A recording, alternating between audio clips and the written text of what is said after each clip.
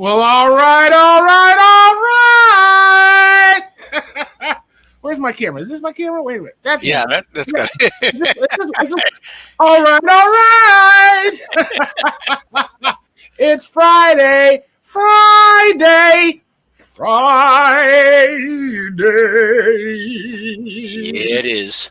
How you like that? That was pretty good. That was a vibrato or something. That was something special. It was something. So it was. Thanks. Timmy, you're all geared up, baby. What's all this? What's all this? I'm in the inside studio. It's cold out there tonight. Cold. What's cold in Florida, Timmy? Come on now. To me, it's in the 60s out there on my patio. It's in the 60s. We go to the beach when it's in the 60s, Timmy.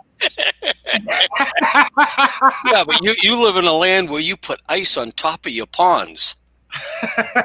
And down here, ice only belongs in your drink. I can see that argument as being valid. Yeah, I can. It definitely doesn't belong on the roads. I was on my way to an appointment earlier, and the weather babe said something about this cold front that's pushing through. One of these mornings is going to be down in the upper 50s when we wake up. And I'm like, no, y'all northerners need to keep this cold weather up there. So you're trying to say that we bring it down with us, the snowbird? Wait, it's not snowbird time yet. That's not till after. Are you kidding me? Canadians have been here for over a month now. The Canadians, of course, they're further up. They're further north. They start arriving at the end of August. They start arriving at the end of August. I ain't mad at them. You know, like I said, it started snowing in Canada into April. Yeah. It's snowing in Boston right now, or it was earlier today. Is it really? They said this morning on the news that it was going to mix rain and snowflakes. The snowplows were out in Boston this morning.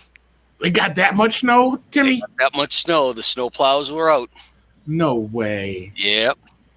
No way. Yep. You're going to make me go look. My sister Annette, her husband posted a video to Facebook of their dog playing out in the front yard, and you couldn't see any green. Oh, wow. Oh, wow. It says it's 30 degrees in Boston. Yep. It snowed today up there. Wow. So the only one of, Cindy says to me, the only one of her kids that didn't get snow is the one living up in Maine. No way. Serious. What is Cindy doing? Cindy still lives here, but looked like she's putting her house on the market and she's moving back to Boston. Oh, okay. That girl bounces around, man. Just like I change underwear. She said she misses the grandkids, so she's heading back to Boston. All her peeps are in Boston, huh? All her kids are up in the Boston area, so that's where all her grandkids are. She got one daughter down here, but that daughter got 2 dogs, no kids. I can see that conversation. Honey, I love your bitches, but nah, I gotta go. Well, she's babysitted them a few times. One time she actually brought them over here on a Sunday, and her and I was sitting down enjoying a few cold beers, and all of a sudden one of the dogs went nuts and tried to attack me. What? Just out of the blue? It turns out that the dog has issues with black men, or had. So wait a minute. It was a rescue dog. Your sister's daughter, got a racist dog. Got a rescue dog that didn't like black men. That didn't like black men. Was fine around black women, but black men had an issue. Yep. And me and that dog had a talk that day. I bet you did, and now he still doesn't like black men, right? No. She likes me now. She tried to attack my leg while I was out on my patio enjoying a beer, and I explained to her who owns this house. And then I pointed at the grill.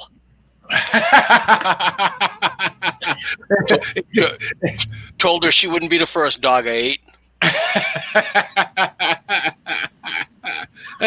I can just hear her now.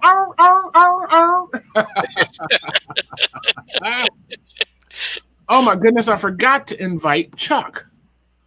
Stand by. no. I gotta invite Chuck. We talked to him earlier today, and he is expecting an invite from us.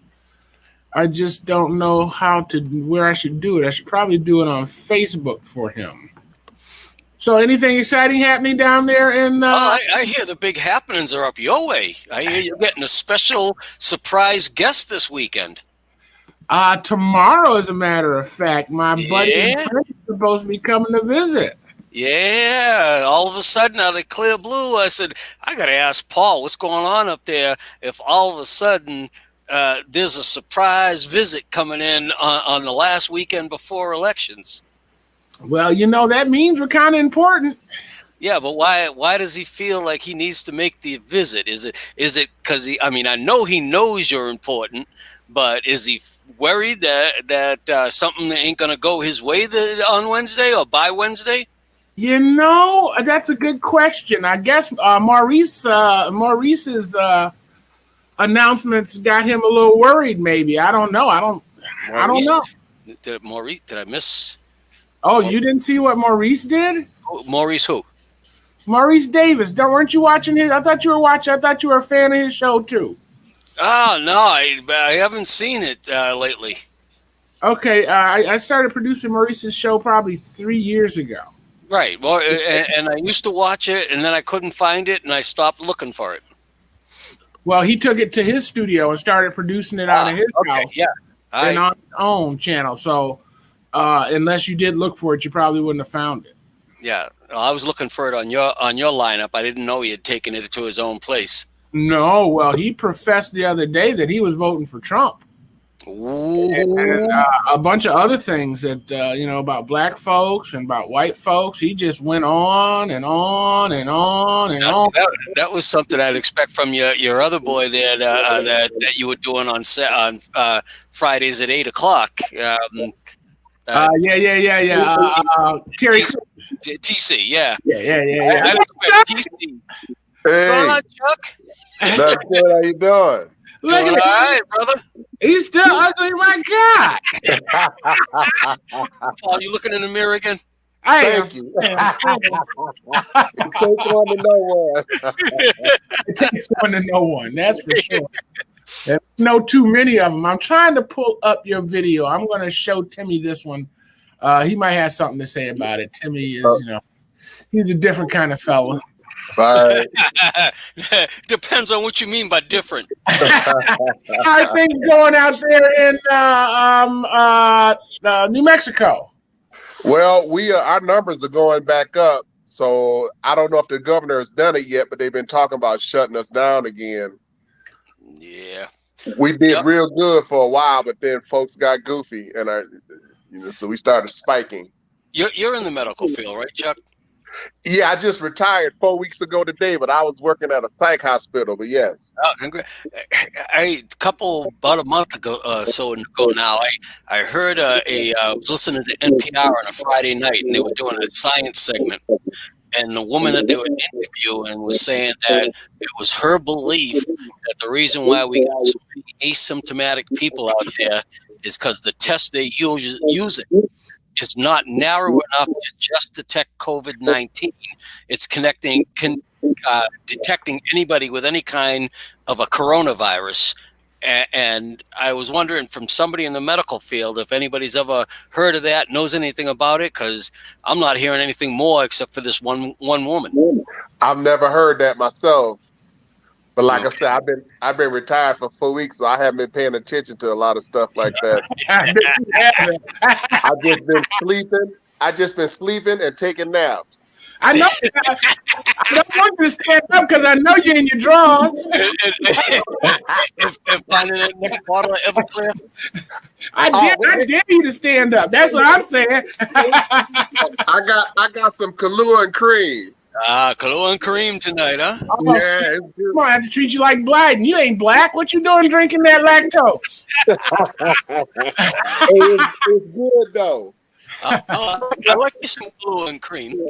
Well, listen, I didn't want to be alone, so I was at the little corner store and I found this. A monkey shot glass? A monkey shot glass. I thought it was the skull. I thought it was the skull until I got home and found out it was a monkey. Now I don't know. I think I'm racist. Yeah. Chief of police lost his job here in St. Pete. I know. He was doing an interview, and they asked him, well, how difficult was it to arrest a perp? And he said, oh, man, it was hard. He was hanging onto the wheel like an orangutan. Ooh. And that was the end of his job.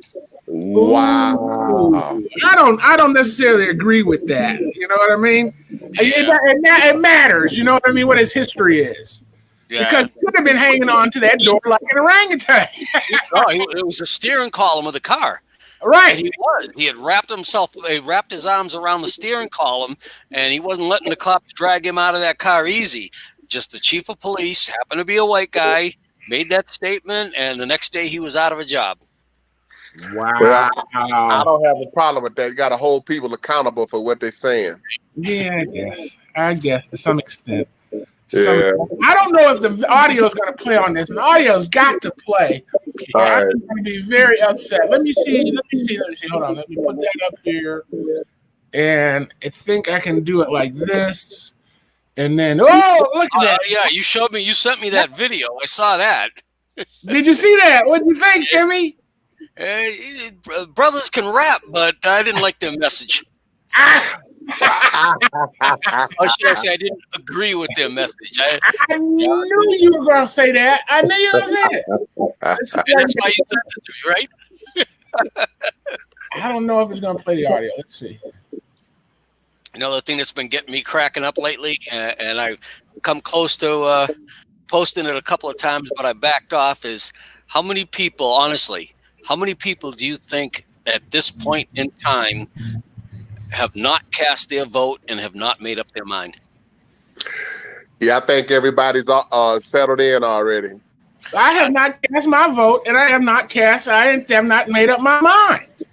Oh, you haven't? You're one. I'm thinking about voting Trump because this has been the best reality show I have ever seen. It can't end like this. I need another season. Paul, you don't say that too loud because Deep Blue might be listening. I know. He'll blow my stuff up too. He'll burn my house down. Hear me talking like that. Oh my goodness! I can see Candace and Vic saying, "Well, Paul, we understand you. You made up your own mind. You did your thinking. Blah blah blah." But Deep Blue.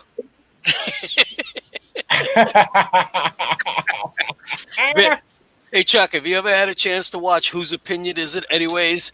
The show Paul got on comes on at I guess that'd be 2 o'clock. Your Friday afternoons, your time. Never heard of it. Dude, you got to catch that show.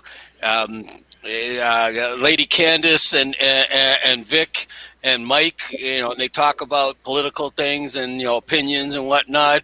And it's just funny because the one named Mike, his nickname is Deep Blue because he sounds like he works for the Democrat Party.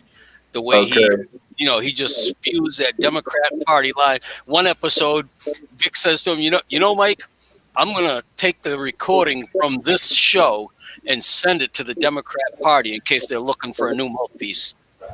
Wow. Okay. Now, what channel does that come on? It comes on Paul's channel here. Oh, okay. I'm going to have to check that out. Yeah, it comes on. It's 5 p.m. Eastern Standard Time. You're in Pacific? I'm in Mountain Time, so it's 3 o'clock my time. Yep, so it'll be 3 o'clock your time, yeah. So Friday nights, 3 o'clock, Friday afternoon, 3 o'clock your time. Whose opinion is it anyways? Okay. So you say you didn't like the message of the rap? Yeah, I didn't like I like the sound and the beat. The brothers had it going on, but I wasn't hip to the message. So am I to assume you're for the other party? I am I'm a registered Republican. Yes, I am. Okay. All right. Do your thing. I started out as a registered Democrat back in my 20s. And one day, something just didn't sound right to me anymore. Okay. And you know the funniest part about it, when I finally came to that realization and I made that choice, I told a very good friend of mine. And one Sunday, I'm sitting down at her dinner table having dinner, and her parents were there, and her parents knew my parents. Uh-huh.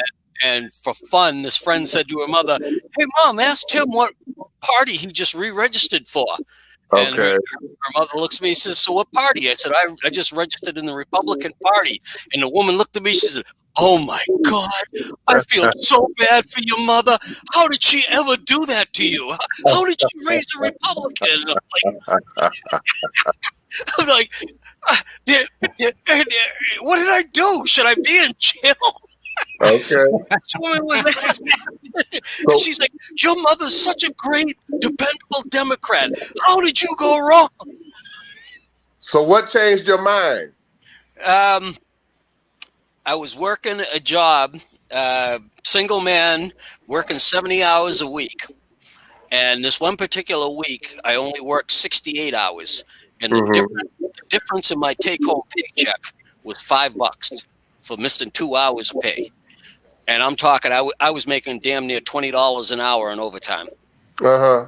And I'm sitting there looking at my tax stub, and all of a sudden the news comes on, and they're talking about some bill, and they asked the senator that was advocating the bill was asked, "So how are you going to pay for this?" And he said, "Well, we're just going to raise the taxes on blah, blah, blah, blah." And I'm like I don't already pay enough taxes? You're going to raise my taxes again?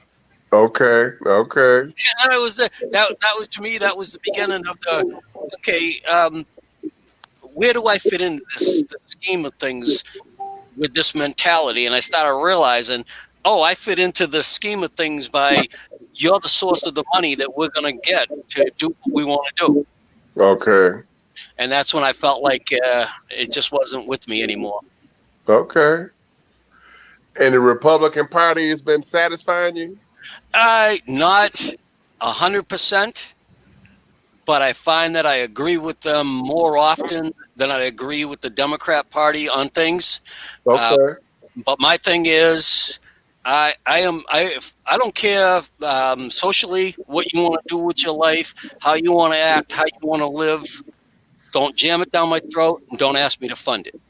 Okay. And that's when my fiscal conservatism comes in. And I don't believe government is the right solution to many of the problems government is trying to solve, because government is too damn awkward and inefficient with money, and they like to.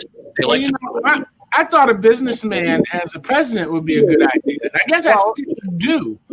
I just think we picked the wrong businessman. I'm not down with. No, the problem is, Paul, is we got a businessman for a president, but who gets to set the spending budgets in this country? Is it the president? The Congress. Right. So according to the way our Constitution is written, any spending or taxing legislation is supposed to start in the House of Representatives. The Senate is not even supposed to start discussing that. The House of Representatives needs to come up with a budget explaining taxes and spending first and send it over to the Senate, and then the Senate can either go with it or they can come up with something that makes adjustments, and then the two sides need to negotiate, and then they send it to the president for his signature. So the president... Wait, Timmy. I got to say something about Preacher Pimp Daddy. Yeah. There you go. You know what? The discussion was going just fine. I know, Thomas. I was trying, brother. Keep it going, Tim. Sorry, you go back, Tim. Keep going. So, every year, and I remember back, Ronald Reagan would say, "This is my proposed budget," and Tip O'Neill would say, "That thing's dead on arrival. We'll come up with our own budget." Right. The three of them at the end, the Senate, the House, and the president would sit down with negotiators, and they would come up with a final budget that everybody could agree on. And it would get passed in the House, it would get passed in the Senate, and then it would get passed on to the president for signatures. But we don't seem to be doing that no more. No. the Congress is not setting a budget. And I mean, this has gone for years that the Congress has been abdicating their responsibility. And it is a responsibility in Article 1 of the Constitution for them to create a budget. Hey, Chuck, turn the volume down on your phone just a little bit. Let me see if I can stop the feedback from your end. Who are you talking to? Chuck. Okay. All right. Turn the volume down just a little bit. We might not be able to hear you, your feedback. Okay, what about now? That's a little better. You got to talk for me to hear, though. Okay, can you hear me now? I can hear you fine. Timmy says, sing Do Re Mi. Do Re Mi. Yeah, I think that's a little better. Hold on, we got to talk to Jarvis. I got to understand this Darkwing Duck thing he's got going on over there. Hey, man, listen. I saw a hat, I liked it, I bought it, all right? He looks like you and your mobile? Yeah. I came to visit with some friends, so I didn't want to miss the show, especially hearing what you're talking about now. There's been no system of checks and balances for how long? For at least 15 years that I can put my finger on it. Right. So then when you look at what we're dealing with in the administration right now, I mean, that's like the extreme. What I see of the last budget that passed, that was the Candyman budget. Everybody got their little piece of candy, and because that was everybody wanted something, but they gave something in order to get their something. So you came up with an unrealistic budget that just don't work. That was a Bush budget, wasn't it? No. The budget right now, the one that Donald Trump being the president, Mitch McConnell being the Senate president, and Nancy Pelosi being the House Speaker. The three entities got together to create the last budget, and that budget had increases in spending and tax cuts. You see the problem? No, because they got enough surplus. They don't need the taxes. They got enough money.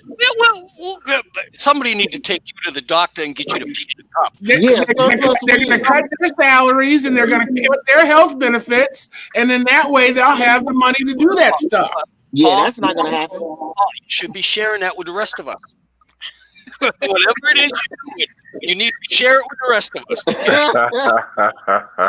How long has it been since we had a surplus? I got the monkey. I can tell you when it was, Jarvis, because it was the man that I voted for against Donald Trump in that primary 4 years ago. John Kasich, 1994. He, Newt Gingrich, I forget who the Senate president was at that time, and Bill Clinton came up with a budget that not only balanced, but they actually paid a little bit down on the federal debt for 2 years back in the 90s. And that was the last time that the federal budget was balanced. Wow.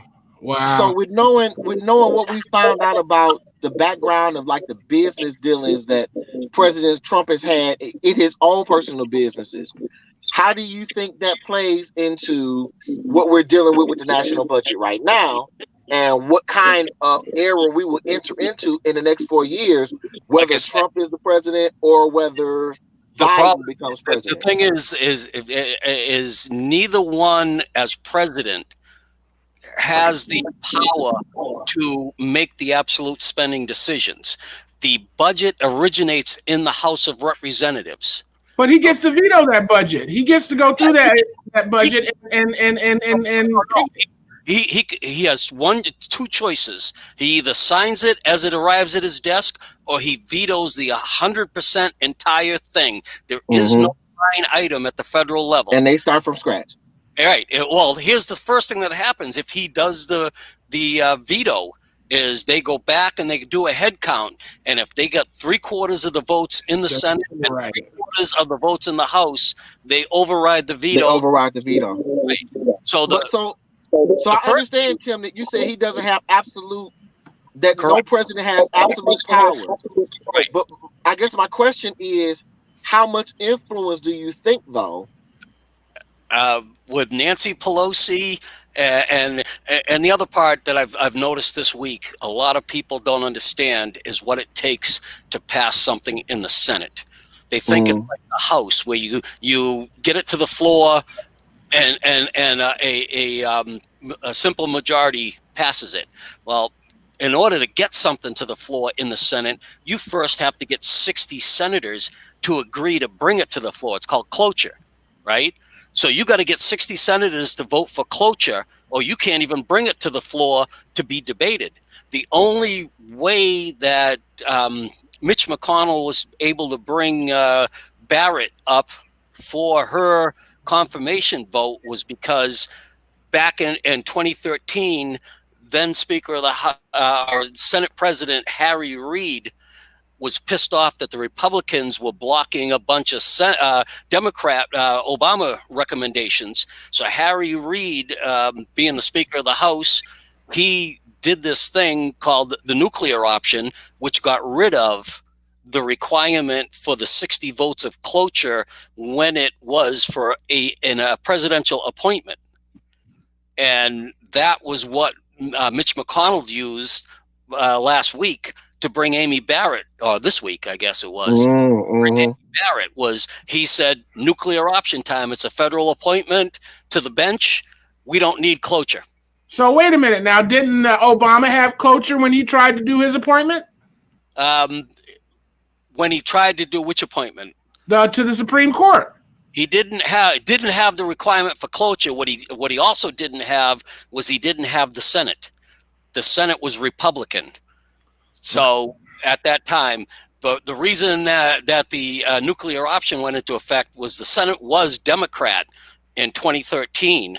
However, because of cloture, the Republicans were able to block a bunch of stuff from coming to the floor for a vote. Because how nasty was that? Huh? How nasty was that? Well, that's the thing. That's why cloture exists. Cloture exists in the Senate because the Senate is supposed to be the protector of a gone wild House. So since the House can't by itself send something to the president, if the House goes wild because they have, one party has the majority in the House, right? And it goes over to the Senate. Well, the Senate, the minority party has the ability through cloture to put the brakes on something. But at the same time, if you notice, if you go back through the last 4 years, there was several times that Mitch McConnell was able to get cloture. What was the justice bill that they did with the restructuring sentencing, right? That was a bipartisan bill. Mitch McConnell was able to get the Democrat votes he needed to bring it to the floor for debate and passage. So that's how cloture is supposed to work. And the idea is that the minority party can't get railroaded. It has to be something the minority party. Now, once they give cloture. If they're the minority party, doesn't that mean they have lost the election and that the majority party is in control and therefore the majority party should be able to push their agenda? But in the design that our forefathers did, they thought it was important that the Senate have to slow things down a little bit and do a little bit more deliberation. So they put in the cloture. That cloture exists in there. And it may not exist for long because Harry Schumer, or Chuck Schumer, excuse me, has already said if this Democrat take the Senate and he's Senate president in 2021, he is going to eliminate cloture, period. So what would that mean? What does that? It means that the minorities cannot be served when the majority is in power. Correct. That the minority party no longer has the ability to cock block. Cock block, or force some kind of a what do they call consensus? To force a consensus to at least bring it to the floor for debate. Well, that does not sound bad to me, Timmy. I mean, the bottom line is if the Republicans are in power, that means that the nation has elected the Republicans and the nation wants the policies of the Republicans. And therefore, the Democrats at that point shouldn't be able to cock block those demands of the electorate. The same with the Republicans. If the Democrats are in and are in by a majority, that means that those people want those policies to pass and to not be held up. Okay. If that's the way you feel. Bulu 2024. I cannot feel that way. I mean, the bottom line is the people have spoken. Hey, Jarvis. Definitely not me in 2024. I don't know. Boo Herring 2024. Definitely not me. I ain't got the energy for all that. Hey man, that's why you need a good second man. Boo Herring 2024. I'm not against I did top billing, right? Bulu to it's Biden here. Okay, so that I'd be the president. So what are you saying? That I get elected and have to immediately step down so that you can step up from vice president to president? That could work. I mean, either that or I'll assassinate you, one or the other. That's your choice. My prediction is that's what you're going to see if Biden wins next week. That my prediction is before he's sworn in on January 21st of 2021, he will step down and Kamala Harris will be the president. Now, I've had a couple of people tell me they don't think so. I've heard a couple say he'll make sometime during the first year, he'll step down. And then I had a guy today tell me, nah, he'll do it in 2 years. You know, I'm torn. I don't think it's a strategy that he's working on, but I'm sure the man is 80 years old. Something's going to come up. You know why I put this together as my conspiracy? Uh-oh. All right. If you think about it, go back and think about it. This time last year, was Joe Biden a candidate in the race? No, he wasn't. Right. He was not a candidate in the race. You had Kamala Harris in there. You had Cory Booker. You had Elizabeth Warren, and you had Bernie Sanders, and a couple of other people also ran. So all of a sudden, we get into January, February timeframe, right? And you got Bernie Sanders out there smoking it up. Elizabeth Warren not doing too bad. Kamala Harris is taking some votes, but she's not doing too good. Cory Booker's doing somewhat. Joe Biden suddenly, after months of prominent Democrats saying Joe Biden needs to be in there because he's the one guy that can beat Donald Trump, suddenly he decides to jump in. He jumps in so late, he has to basically ignore Iowa and New Hampshire and go concentrate on North Carolina. So then he wins North Carolina, and everybody's saying, okay, what's next? All of a sudden, you get Kamala Harris, Elizabeth Warren, Cory Booker jump out of the race and throw all their support to Joe Biden. And all of a sudden, it's Joe Biden and Bernie Sanders. Okay, sounds like an organized party to me. Sounds like an organized party to me. Then all of a sudden, Kamala Harris is the vice president. And I say, okay, that's the promise to get her to jump out. You're going to be the vice presidential candidate. But wait a minute. What if the promise was that on your own, Kamala, you're not going to win. But if you jump out, you put your support behind Joe Biden, Joe Biden's going to name you as the vice president. Once the ticket's won, Joe Biden's going to say, for health reasons, I can't serve. I'm going to step down. And Kamala Harris is now the president, and she gets to pick a new vice president. Cory Booker. Do you think the nation is frustrated with all of the lies that Trump has told? You talking about mistrust? That I don't think they're worried about mistrust, because I think their belief is, and I've heard this belief twice before and it proved wrong, but twice before I've been told by Democrat active friends of mine that that's it. That's the end of the Republican Party ever having the majority and ever filling the president's office. Republicans will never be in the majority again.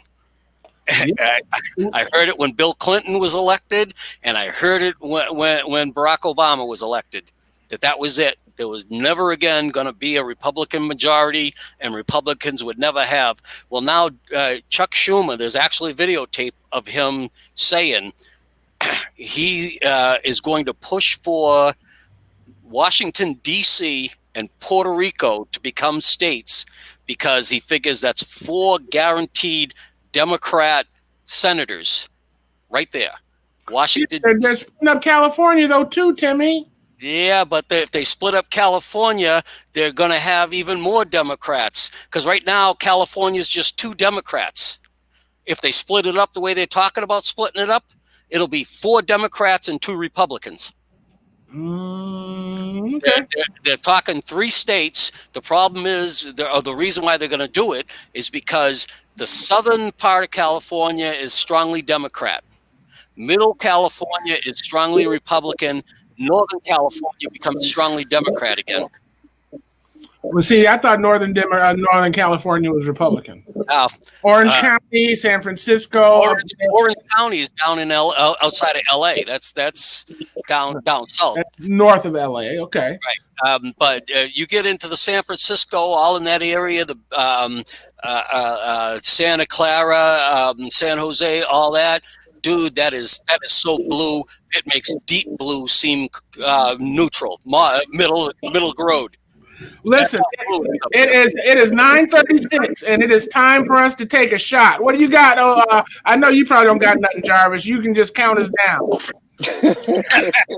Wait a minute. When did we add this element to the show? Right now. Timmy started it. Blame it on me. I got big shoulders. Salute. I don't know if it's vodka or tequila. I don't know what the heck. Salute. Compai. Score. Have it. Oh, it's vodka. Angela pour it for you? Oh, it's vodka. Angela pour it for you? That's why you don't know what it was? No, I bought it at the store. It was white liquor. I didn't know if it was. The glass was already loaded. Yeah. I don't know if it was vodka, gin, or tequila. You just like the way the glass looked. That's it. Now I got to go to the beach and get some sand to put in it. Hey, Chuck? Yeah. I could imagine if that was full of moonshine.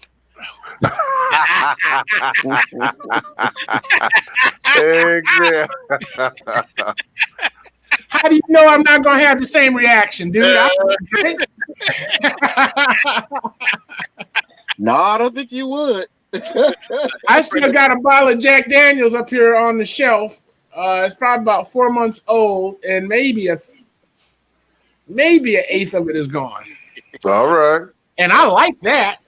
All right. I was in a meeting the other day, and my vendor was telling me that he and his wife had just did this vacation for a week up in North Carolina, driving through the mountains and the back roads up there. And I looked at him and I said, "Hey, did any of them good old boys ask you to carry these clear bottles of liquid?"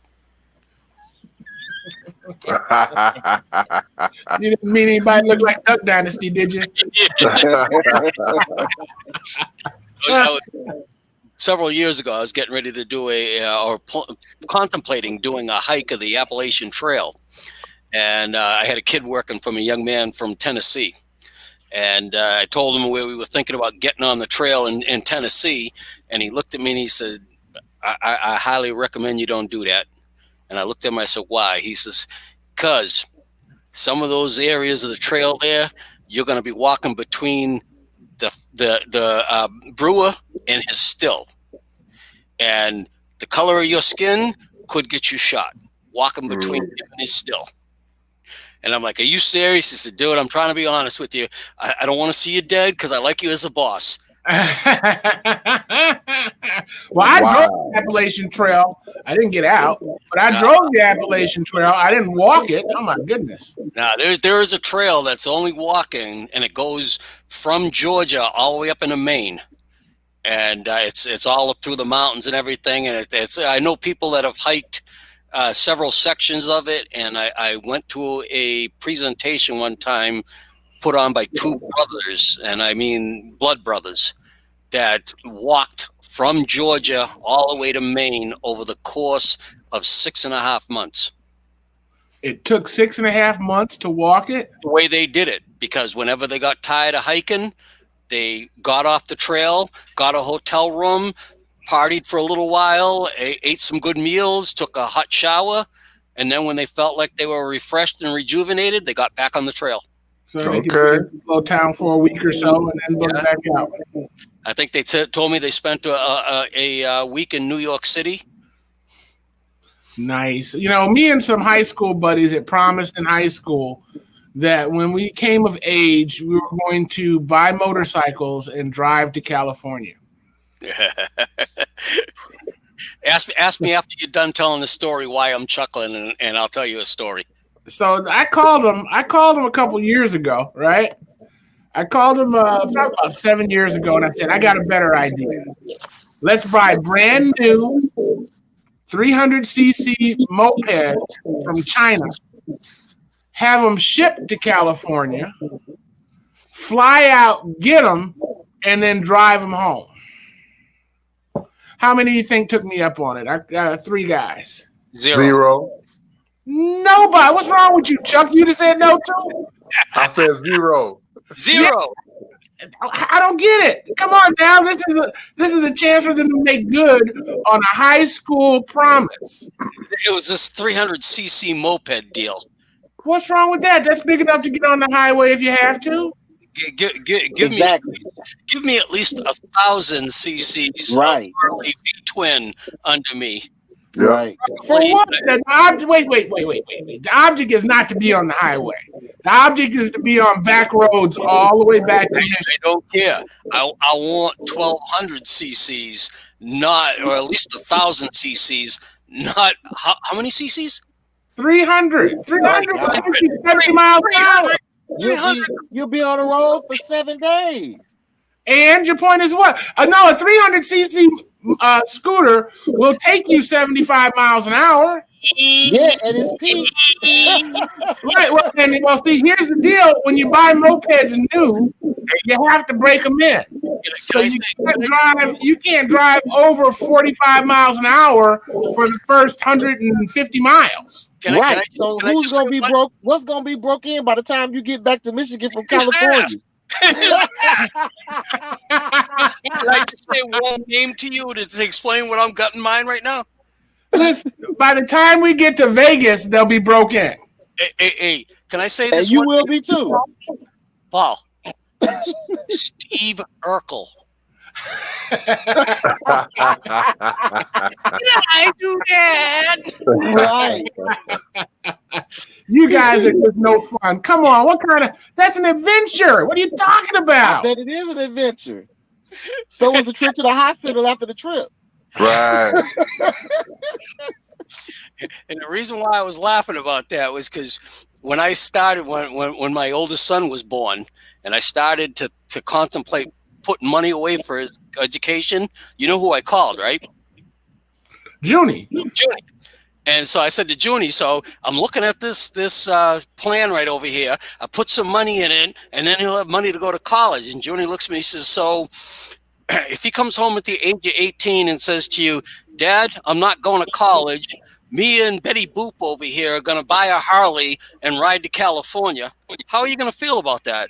I said, I'm going to tell him not with the damn money I earned. He says, well, if you put the money in that, you won't be able to tell him that.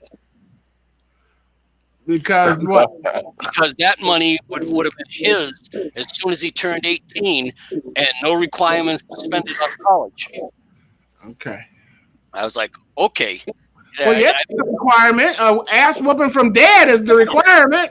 Yeah. You want to sit down again, son? Go ahead and spend it on a motorcycle. See if you can sit on it. See if you can sit on it. That might have worked right up until he was about 12 years old. Oh, no, 18, no. If you had to get a friend to help you, Timmy. By the time he was 14, he was already 6'2" and weighing 250. Call a brother. I'll come. I'll help you out. Hey, Paul is old school. He don't care. Hey, Paul. Paul is old school. He don't care. He'll grab a broomstick, extension cord, 2x4, chair. You Give you an name idea it. how big he was by that time. I know how big he is now, but 2 or 3 of us can still hold him. And don't, numbers beat odds. You hear what I'm That's saying? right. That's right. His sophomore year of high school, the JV coach called the house and left this message: Thomas, you don't even have to try out. Just show up. You're on the team. Wow.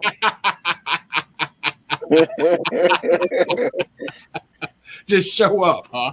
Yeah. Listen, I don't know if you guys know this, but I tagline this show. All right, it's Eclectic Ramblings, and the tagline is "But Mama Said." But Mama said. So Mama said. sometime during the course of this show, you got to tell me something that your mama said. Hey, Heidi, how you doing, baby girl? I see her hiding over there. Half an eye. Half an eye. There we go. How you doing, girl? So I need you guys to think of something that your mother said. Oh, I can tell you something that my mama said in reference to what we were just talking about. Uh-oh. Boy, I brought you in this world. I guess we know I'll who's take you out. first. What'd you say? Go ahead. Jarvis, I think you're up. You say what? You're up. You're up. I What'd you said say? in reference to what we were just talking about, my mother, who will be 79 next month, said, I brought you in this world. I'll take you out. Hello. Bill Cosby did not invent that. My mother from the Mississippi Delta did. You believed her too, didn't you? Exactly. Right. Chuck, what'd your mama say? When my mother got mad at us, she would say, boy, I will skin you. You ain't got the sense that God gave a goat. Yep. And when she said that, we knew she was mad, and we shut the hell up and stepped back. I know that's right. Timmy, what you got, baby? Jarvis, a little story. When I was about 16 and a half, 17, my mother took a swing at me, and I reached up and I grabbed that hand. She tried to swing with the other one. I reached up and I grabbed the other one, and I'm holding her hands out like this, and she's fighting me, and she stopped, and she looked at me, and she said, boy, let go of me so I can hit you. Hey, let me tell this. One time, my mother was about to spank me. No, she was about to whoop my ass, and I was standing with my back. To the front door. And I used to run track in high school and college, so I was kind of fast. So I figured if I ran, she wouldn't be able to whoop me. I ran out that front door and got about 2 houses down the block. I look back and here she comes. Long story short, I never ran again in my life because that was so embarrassing to get caught by your mama down the street and take an ass whooping in the street. I know that's right.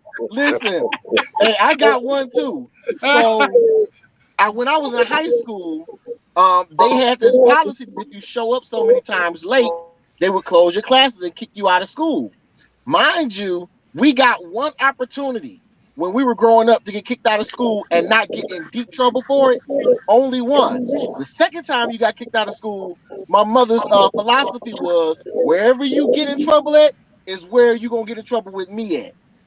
So I found out that they closed my classes. When I tell you I was in the principal's office sweating and telling them, listen, I know my classes are closed, but you do not want a parent-teacher conference with my mother because she will cause the news to be up here from what she does to me. Can we figure out a way to get me back in school without having to call her up there? When I tell you I was in school the next day,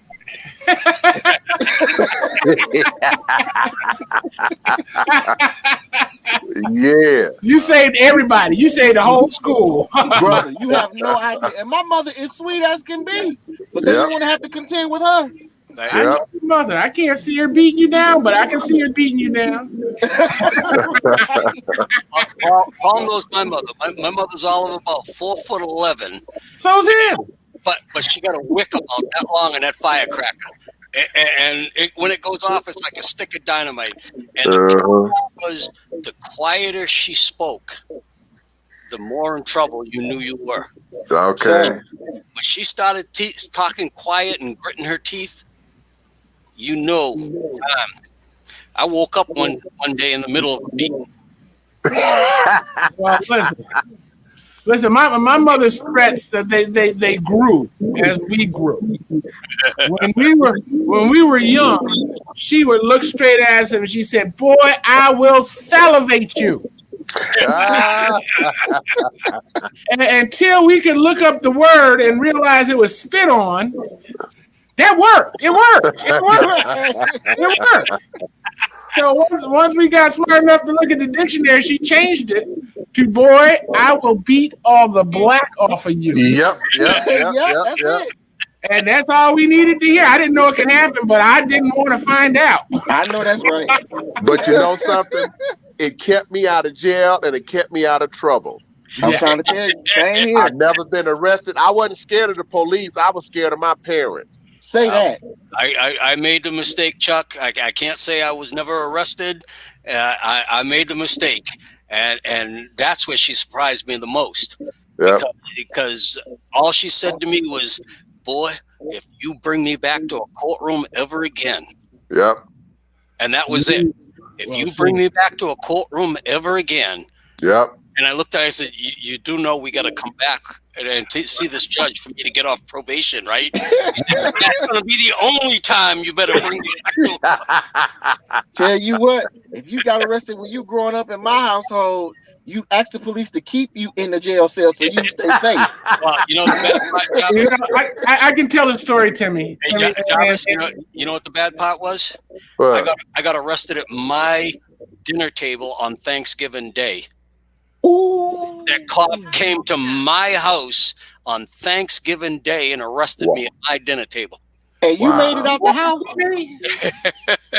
I made it to 14. That was the big surprise.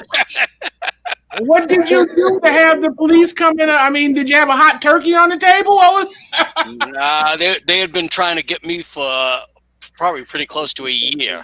Okay. And wow. It was the Wednesday night before Thanksgiving when the cop finally got the evidence he felt he needed to come to my house on Thanksgiving morning and arrest me. Wow. Well, my story isn't that intense, but pretty. I mean, I don't even think I was arrested. Can you get arrested by a park ranger? Yeah. Yeah. Okay. Well, I was being detained. They made me call my father to come get us, right? From the ranger station. We had been camping out in Holly, and they caught us with some beer. We had a campground and we had set by a mound, and the cops came with the flashlight and found us the beer, told us to get everything out and put it on the table. And I convinced my buddy, I said, "Hey, throw the beer over the hill. We'll come back and get it later." And he says, "No, man, we're busted. We're busted. Let's just put it on the table." I said, "Man, throw it over the hill. We'll get it later." He says, "No, man, we're busted." I said, "Throw it." He throws it over the hill, and we hear this, "Ooh." You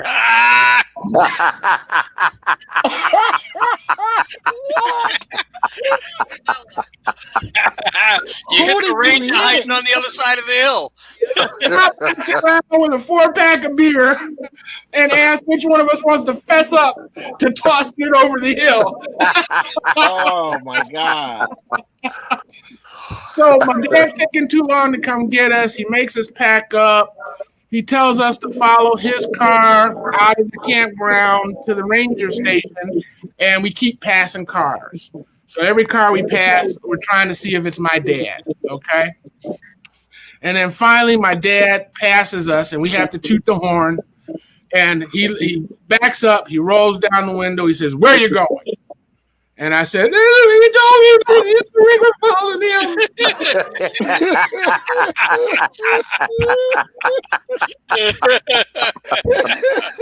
My dad started laughing.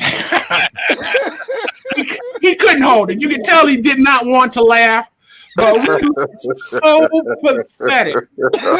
He couldn't do nothing else but laugh. All right. As I'm sitting here remembering your father, I'm thinking about Uncle Phil and Bella. Yeah. It gets better. Okay. Dad follows to the ranger station, right?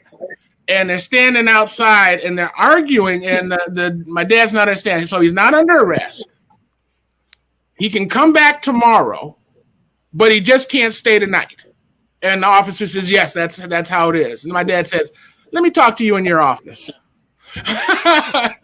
He walks the cop into his station. Now, on the way down, before we caught my dad, he caught some people at Makeout Point, making out. So now they're in the caravan as well, and they're sitting in the parking lot waiting to get arrested. Well, my dad takes the Ranger into the office, and we're shooting the shit with these people that are waiting to get arrested.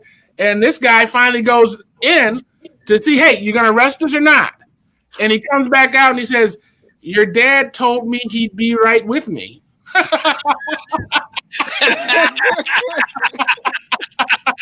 Yeah, it doesn't surprise me knowing your dad.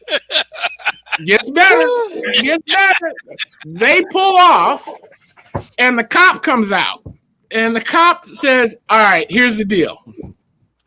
Your dad thinks it's a part of your growing up, and blah, blah, blah. Do you want to stay or do you want to go? Well, Jeff's parents, he hadn't dealt the wrath with his parents yet. So me and Jeff said, we want to stay. And the cop says, you can't stay. And Jeff says, all right, you tell his father we're leaving, or we're staying, and we'll leave. And the cop looks at, I can't do that. And Jeff says, his father will have you in there for another hour. He said, okay.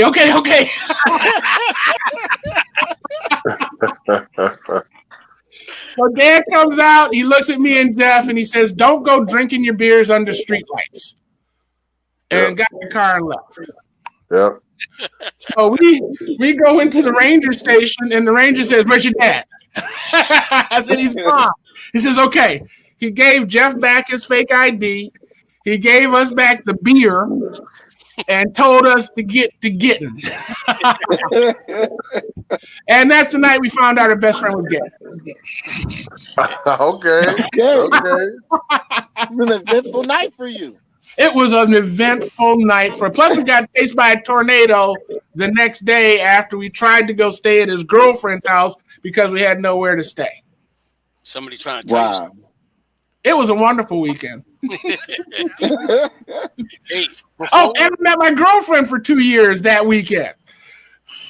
All right. Before we run out of time here, I was asked a question today I could not answer, and I promised I was going to ask you. Okay. So, what's going on with the water in Flint? We don't drink it. Right, but why isn't it fixed? Why isn't the situation cleaned up? That was the question the guy asked me. A lot of stuff, and I could get shot, assassinated if I tell you what I know. But let me tell you this: there's a lot of people making a lot of money, and Kwame Kilpatrick's in jail. Okay. You can repeat that, Paul. I kind of chalked it up to something simple, like I think they got to reline all the water mains.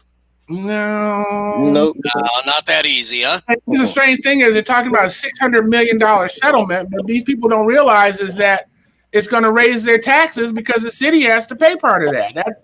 That money isn't, they're not just printing that money to give to us. We are co-defendants in the lawsuit. Yeah, but the city, people don't put two and two together, that the city gets its money from the taxes they charge you. Right. So you're going to get $500 in the settlement, and your taxes are going to go up $1,000 a year. Yeah. And I see people with the federal government all the time saying the same thing. Oh, the federal government's going to pay for that. I'm not going to pay for it. Well, I mean, the federal government gets their money. Again, Timmy, I mean, I think we have the tax base to do some things. If we weren't spending all this money on defense, we could do some things. The money is there. It's just not being used properly, in my opinion. And if we can get somebody in there that would use the money properly, there could be tax cuts and program increases. You know what I mean? I like this Green Deal they're talking about. I don't know if it's a new Green Deal or the re-Green Deal, but to retrofit our buildings and to become energy efficient sounds like a wonderful working program. I mean, we did it before with the highways and the railways. The WPA program got us back on track after the Depression, and I don't see why we shouldn't do that again to push ourselves. And I mean, we need some dome cities, damn it. At the university, we undertook a program. It is a certification. a LEED certified building meets certain requirements. So architects now try to design LEED certified buildings because they can charge more money for designing a LEED certified building, and it just looks better. But I'll tell you what, the biggest problem I found from a lot of people, but there's ways to fix it, is when you build a LEED certified building with the low E glass and all that, the cell signals don't get inside the building. So we have to just come up with a external antenna that feeds through the wall to an internal antenna. What we had for solutions was one or two ways to solve it. Either we get all of the cell phone companies to give us their rebroadcasters, or we could buy our own, hook it up to the data network of the building, and then that way there, everybody could associate their phone with the wireless network, and it would immediately go out and connect to the wireless carriers, kind of like the Wi-Fi calling you see today. Right, the IP calling, right? Yeah, well, Wi-Fi calling allows you to associate your phone with a wireless network, and then it will connect to your carrier. Like I got T-Mobile. When I was over in Europe, the one thing that I got charged for was making phone calls. So what I would do is put my phone into airplane mode, then turn the Wi-Fi card back on, let it link up with the free data that I was getting, and I'd make a phone call, Wi-Fi phone call over the internet. Nice. Chuck, we got to close, baby. What do you want to say? Y'all just continue to be safe and make sure you get out and vote. And catch you on the next go round. All right. I don't think Timmy's going to share your video. Yeah. I'm going to say to Chuck, congratulations on the retirement. Thank you. I hope you get to do all the things you've been wanting to do. Yeah, my son and I are going to start a food truck. There you go. Nice. Yeah. And to the other people that might be listening, I voted last Saturday. I walked in and early voted. Go early vote. If you're in Florida, early voting's open till Sunday evening. All right, I got to call my friends and tell them the kidnapping plan is over. Don't go kidnap Timmy anymore. Too late. I already cast my vote. Stand down and stand up or something. I got to tell them. If you sent a mail-in ballot, check to make sure your mail-in ballot got received and processed. We're somewhere over 16,000 ballots so far being rejected in the state of Florida from mail-in. Wow. All right, guys. Well, hey, as always, if you want to do what we do, you like to get your show on, we do radio shows, we do television shows, and, of course, we do internet streams. Give us a call at 810-239-2901. That's 810-239-2901, or check us out online. We are determined to make a difference, and we want you to too. Timmy, what do we say? We say enjoy the life you're living just until you can live the life you want to enjoy. All right. Nice. And then I hit this button, right?